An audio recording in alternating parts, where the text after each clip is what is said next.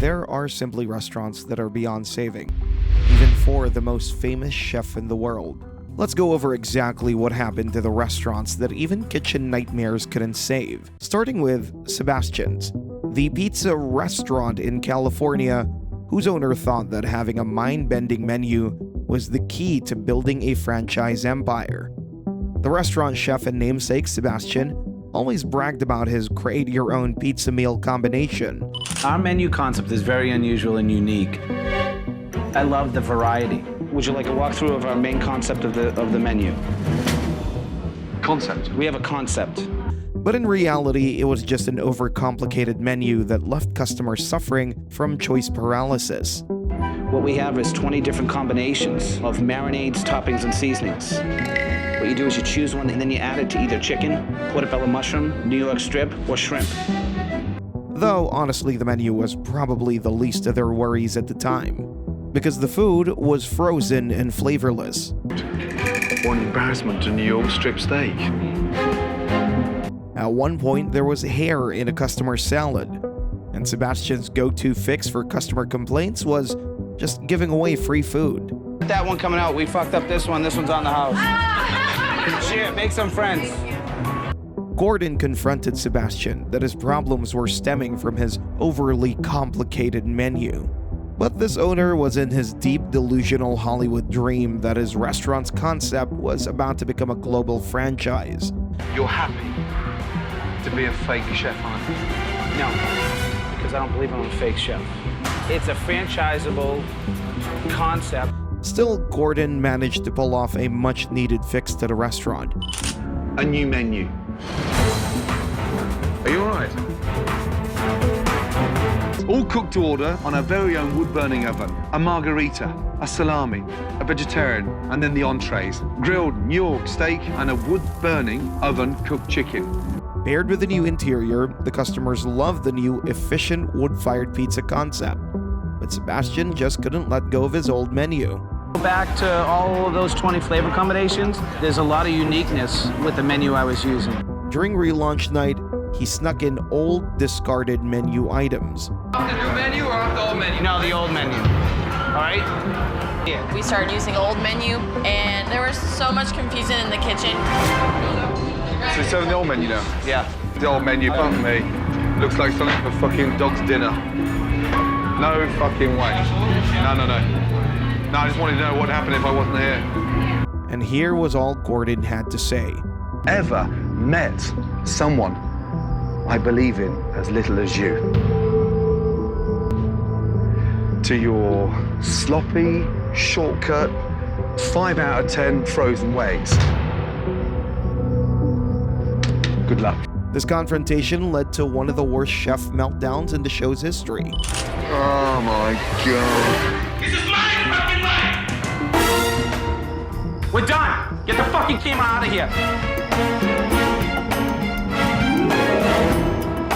So fucking disappointed. You gonna calm down? Stop pointing your finger at me. Are we gonna speak like men? You have no idea. Nasty, You have no vindictive, fucking idea. Joker. Fuck you. That's it, is it? Yeah, it is it. Else? Your whole act is a fucking joke. You're a phony. You shouldn't run like that. Run like what? Chef? Am I supposed to be scared now, Sebastian? Come on, give me a break. I busted my ass in there. You tell me What? Sebastian did have a change of heart before the night was over, but just like Ramsay predicted, Sebastian quickly returned to his old ways when the cameras left. According to the post-show Yelp reviews, the endless gimmicky menu made its comeback, and while the food was delicious for many, the service fell apart, with the owners barely present and the staff not caring whether anything got done right. In the end, Sebastian's closed down due to family matters, but let's be real, it was probably partially due to his ego as well. However, Sebastian's stubbornness would pale in comparison to what Bonaparte's owners did after the show, because on top of undoing everything Gordon had done to help, Sue was bitter about the entire experience, claiming that the show was all about fake scenes. Located in Silsden, England, Bonaparte's was a restaurant that was so nightmarish, it definitely deserved its pilot spot for the UK version of the show. Gipton sits Silsden. Bonapart's wine bar and basement restaurant on the high street was taken over by its current owner. Its kitchen was filthy enough to qualify as a biohazard zone, with fur-growing potatoes and infested food and other rotting ingredients literally everywhere. Sheep's turd that's been infested with ants. We've got fucking fur on fucking potatoes. When's that from? I'll tell you.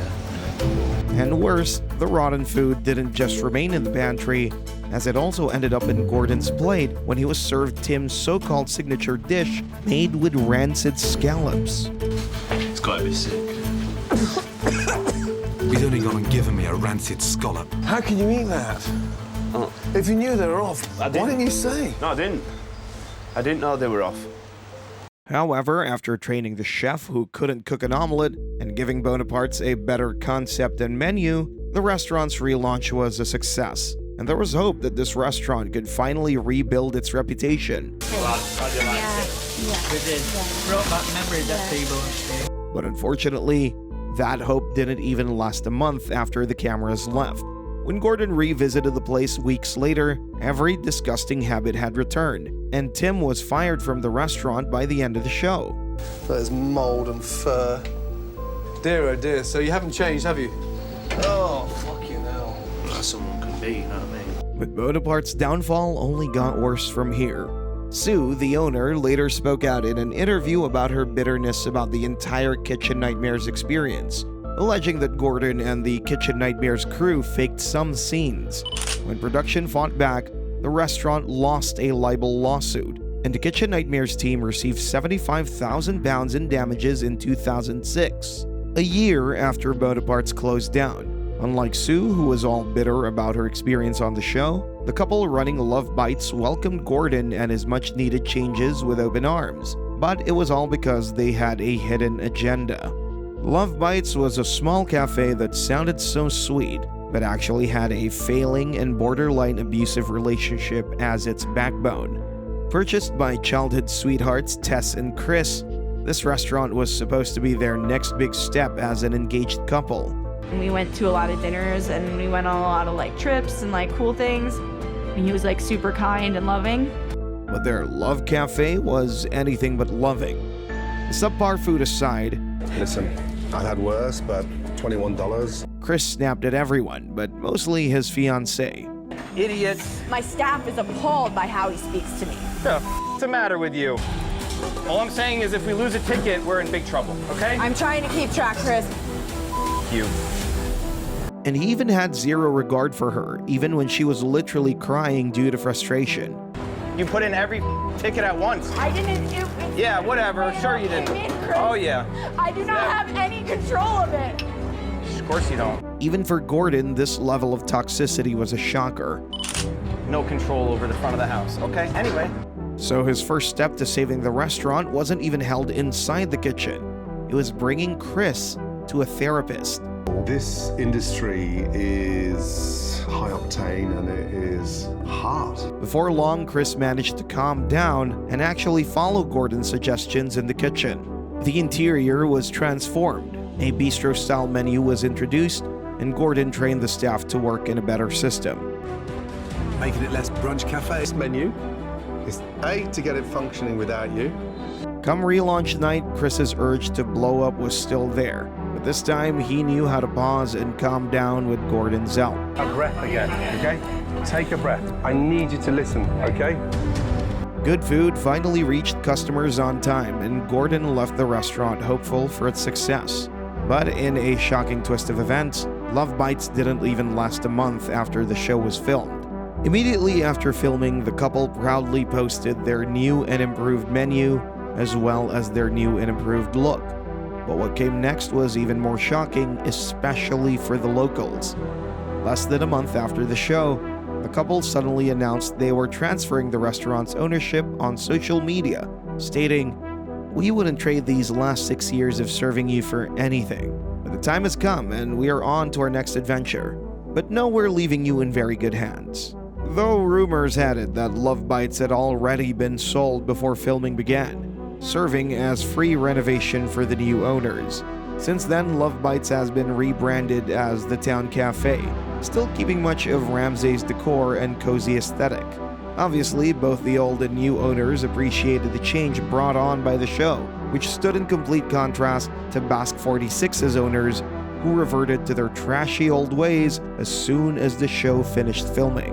Here we are opening up Basque 46. This restaurant's first glaring red flag came in the form of the executive chef, who took his self-proclaimed title, the culinary gangster, way too seriously. He insulted me. I'm doing this 30 years. You know, don't hide behind the dining room. Every time he was confronted about having bland food, profit-draining portion sizes, and wasting ingredients, Bobby's responses were a frail, wannabe attempt at being gangster-like. Obviously, he's probably got a small package, and that upsets him, so he wants to take it out of my tacos. Gordon needs to understand. If he gets in my face, there could be a problem. Seriously? But Ramsay still managed to get some work done, at least for the relaunch night. With new menus, reasonable portion sizes, and better restaurant management, the launch service was a glowing success. Sure, there were some small mishaps along the way. It might have been wrong.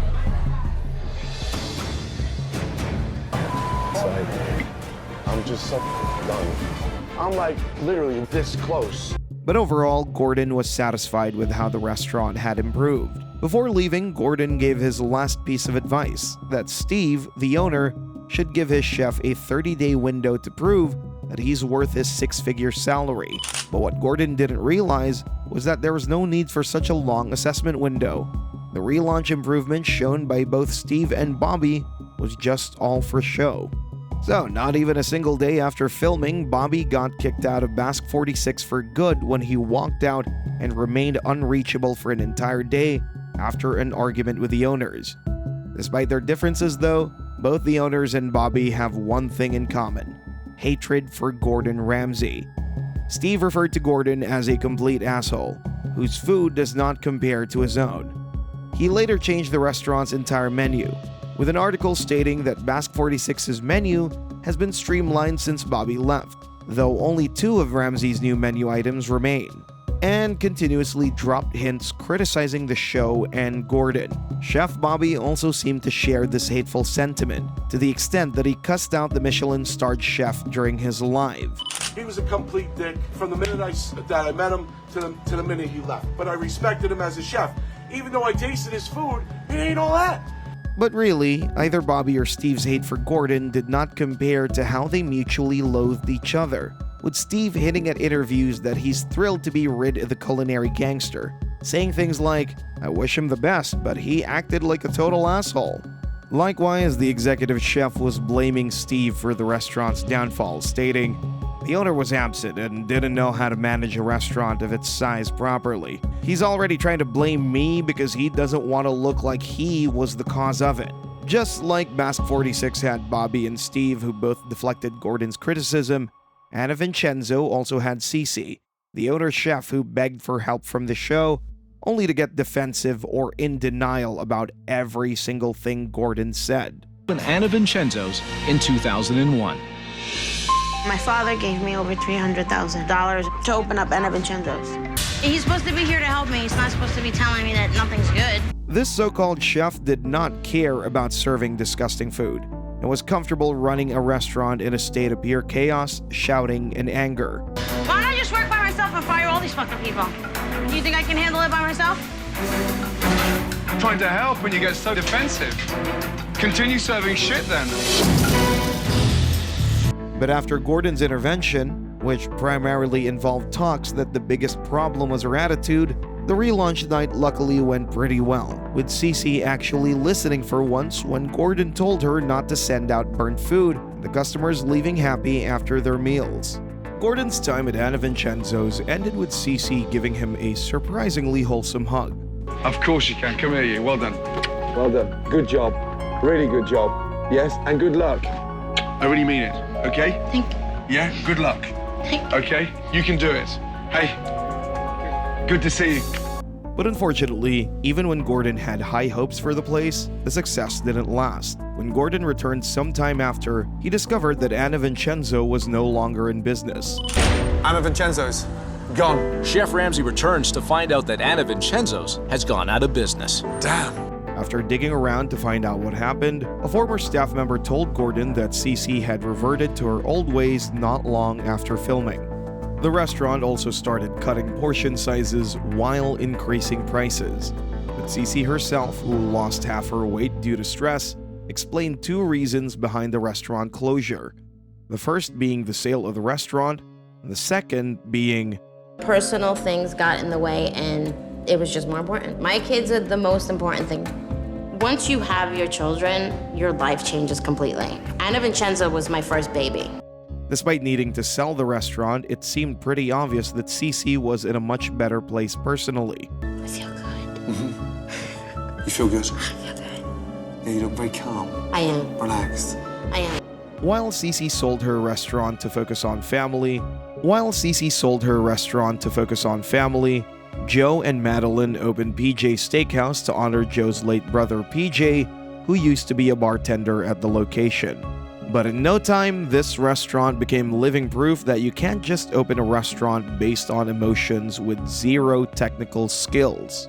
Gordon was initially impressed with this restaurant's exterior, but that was pretty much the only impressive thing about this ghost town of a restaurant. Well, anybody here? Oh my goodness me. No one at the front desk. This so-called steakhouse barely had steak on its menu. There's only 2 cuts of steak. 2 steaks on the menu in a steakhouse. Should be minimum 8 to 10. And here's how Gordon reacted to the food. Wow, that's fucking disgusting. Plastic bits of crap running through the crab cakes. And to make it all worse, the restaurant had a stockpile of moldy ingredients.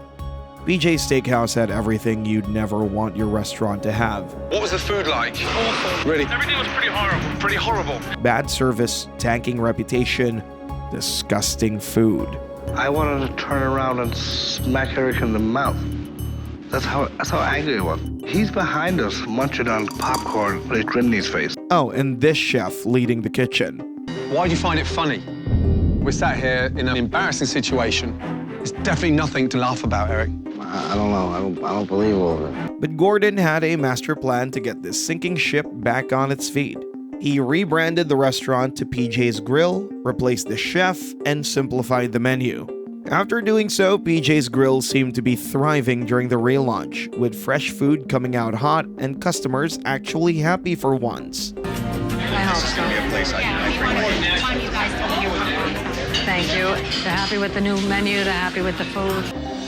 The difference just with a decent chef in the kitchen doing his job that he's paid to do. PJ's Grill improved significantly after Gordon left, but for the owners, the restaurant still remained a risky venture.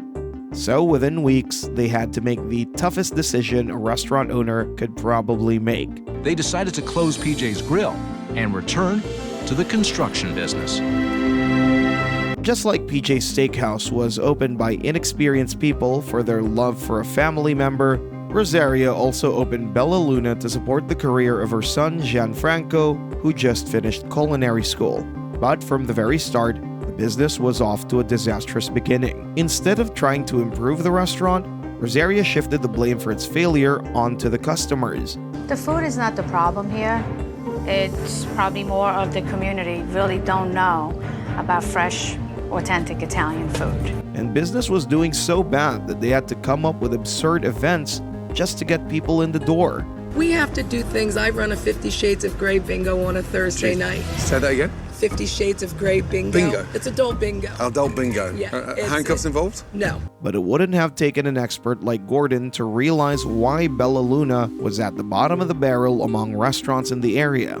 Despite Rosaria claiming, We make everything fresh. We don't use anything frozen. That's great news. You know, we only have one freezer. And this is the way I want it to be. I want to bring out fresh Italian food. they barely used fresh ingredients, with endless freezers stuffed to the brim with frozen food. Of course, because of this, the food came out disgusting. But this restaurant wasn't at all hopeless.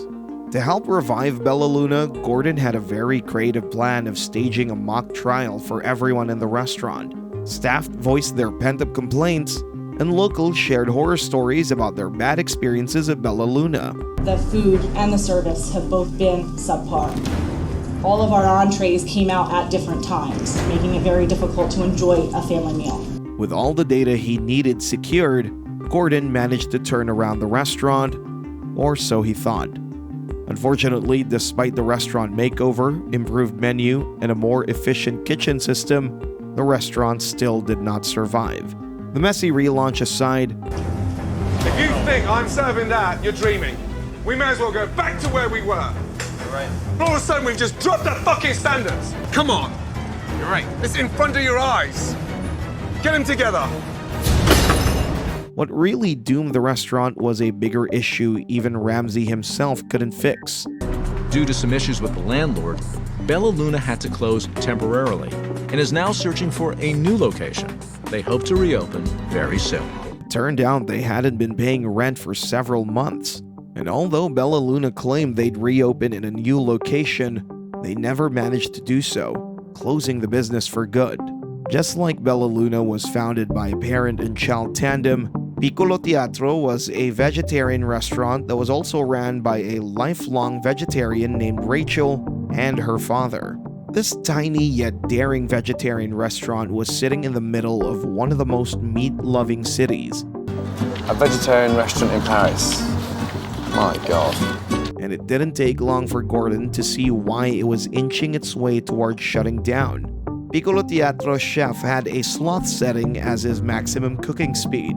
Almost 20 minutes later, he's still fiddling with the salads. Parce que sinon les clients vont partir et moi je vais perdre l'argent. Is this how it normally functions? Barely knew how to cook. This Brazilian nut has lost his marbles. And was almost threatening at one point. Less.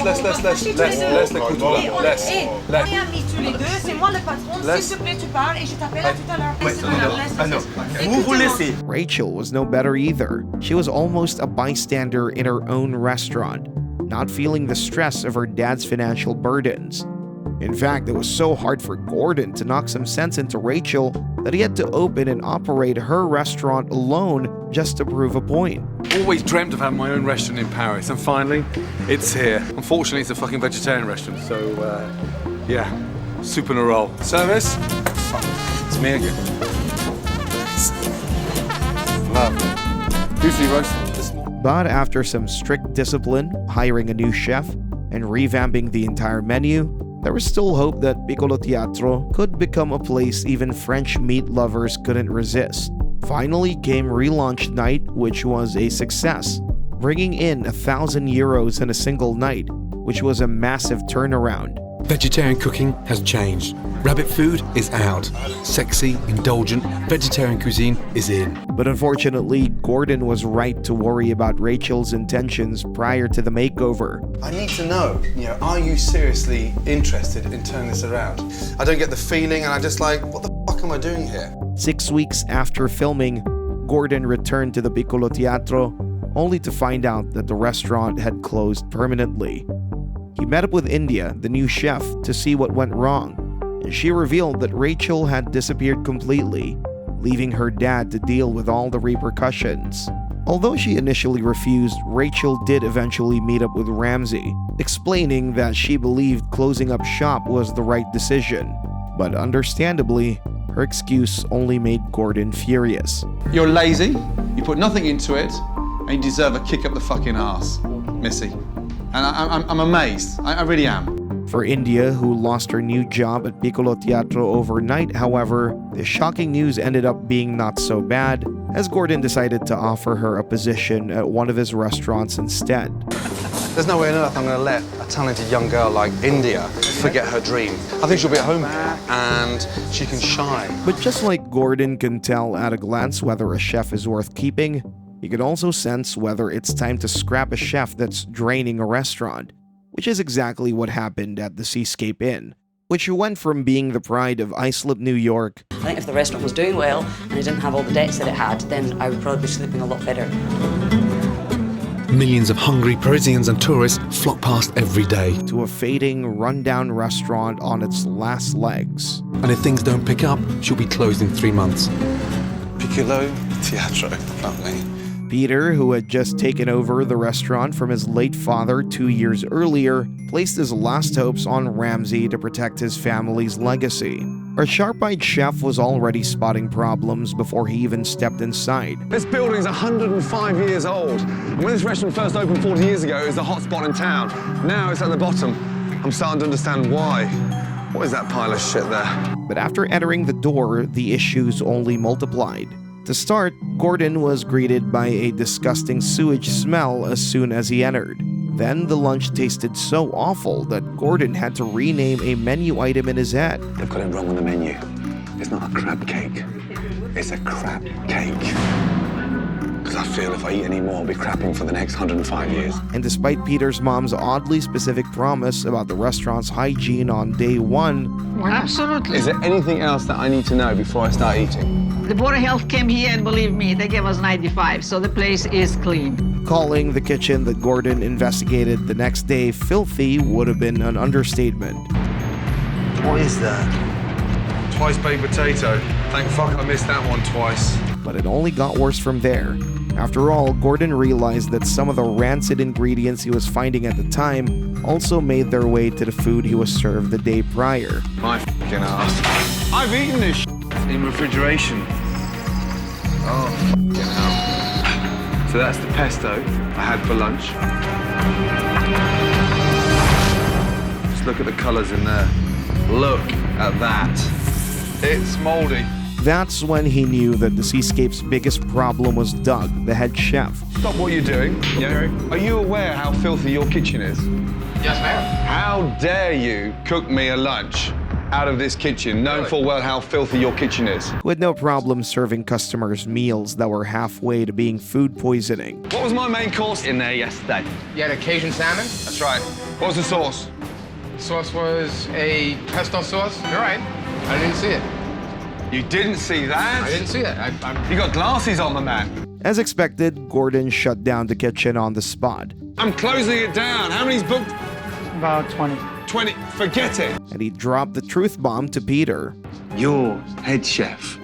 He's lazy, dirty, and he shouldn't be anywhere near a kitchen. That's when the operation to rebuild the restaurant system from scratch started. Doug was replaced by a new competent chef, and Gordon gave Peter an almost father-like supportive guidance that he hadn't experienced before. Implementing the changes in such a short time frame, the relaunch night started off rocky. But thanks to Gordon's pep talk and magical hug, Peter found his focus and pulled off a solid comeback. Very good. The place was alive and everybody was smiling. Unfortunately, though, the Seaside was another example that, despite Gordon's best efforts to help restaurants survive, he just can't control what the owners eventually decide for the restaurants. Because 5 months after filming, in August of 2007, even though Gordon successfully restored the Seascape to its former glory, Peter accepted an offer that he couldn't refuse and sold the restaurant. Considering that the Great Recession was underway at the time, however, it might have been the right move. Peter from the Seascape Inn undeniably appreciated Gordon's help for his restaurant. But the same can be said for Sammy from Sabatello's, who faked changing for the better when the cameras were on, but went on to rant about the show after filming ended. Sammy, the owner of the Italian restaurant Sabatello's, was a clueless chef who would put his energy into everything except preparing good food. How you doing, man? I make everybody feel like a superstar when they come to Sabatello's because I'm a superstar, and that's why my name is on there. It's all about me. He was known for being aggressive and insulting. Damn, 8 meatballs in there. Why we put so many meatballs? Was he a friend of yours? But not just to his staff. Because what's most shocking, even by kitchen nightmare standards, was that Sammy would literally storm out mid-service to confront or insult paying customers who dared complain about his restaurant's food. It was hard as a rock, and it tastes disgusting. If you think of something else to complain about, please get me. I'll be downstairs. I don't want them. Medium rare. So can we make you another one? Will you wait, or you don't want it at all? Wait, but the thing is I don't want you to stick it back in a microwave. They came out of a microwave. Otherwise, they wouldn't be like exuding heat. Do you work for a microwave company? You know so much about a microwave. Unbelievable. Unbelievable. Fuck out of here. Tell her to take a hike. That is rude. No wonder the restaurant was $1 million in debt and still losing $20,000 a month. But during his brief stay, Gordon managed to make real changes in the restaurant. He fixed the endless menu, simplified the dishes, organized the staff, and even made Sammy realize how close-minded he had been the entire time. I was very nervous, had a lot of doubts, but after seeing the menu, I'm not so nervous anymore. I feel more confident and so prepared now to do something different. The relaunch night had its chaos. Table's coming through, yes? Yes. Service too slow. But this is not normal. This is fucking worse than Spaghetti House. Is that what you're doing? No. Come on, fucking hell. But Sammy actually listened to Gordon's advice, and the service ended on a positive note. Now, before leaving, Gordon gave Sabatello's owner one last pep talk.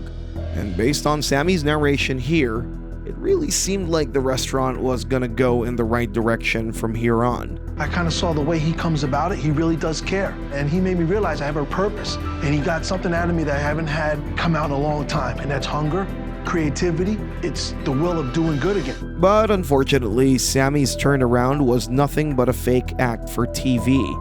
Sammy later gave an interview to NBC Connecticut, explaining how disappointed he was with Kitchen Nightmares. He claimed he was only given a few dollars to close for the week, which was not enough to compensate for the business they lost while they closed up shop. He also expected that the production would give a lot more than they did, whether that was money, a new awning, or a new stove, as Kitchen Nightmares often does for other restaurants. But even if the production team did give him more of what he expected, it would have been all useless anyway, as Sabatello had to close its doors mere months after filming. And Sammy, being the aggressive, unpredictable guy he is, did not go down without a fight.